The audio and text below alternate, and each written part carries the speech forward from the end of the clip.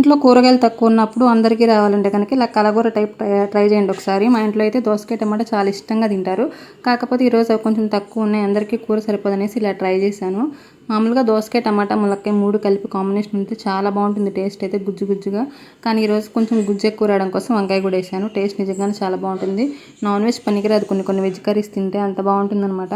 First అయితే తాలింపు వేసేసుకొని దోసకాయ ములక్కాయ వంకాయ 3 బాగా మగ్గుతాయి అనమాట. అవి కొంచెం ఎక్కువసేపు మగ్గాలి కాబట్టి ముందు అవి వేసేసుకొని ఆ తర్వాత ఒక 5 మినిట్స్ తర్వాత టమాటా వేసుకోండి. తర్వాత ఉప్పు కూడా వేసేసుకొని బాగా కలగలిపి కొంచెంసేపు ఆగండి. ఆ తర్వాత ఒక గ్లాస్ ఆఫ్ వాటర్ తీసుకోండి. మీరు తీసుకున్న క్వాంటిటీని బట్టి వాటర్ తీసుకోండి. వాటర్ బాగా మరిగి మొత్తం గుజ్జు అయిపోయినాక కారం వేసేసుకొని కొంచెం ధనియాల పౌడర్ వేసుకోండి. అంతే, బాగుంటుంది టేస్ట్ అయితే.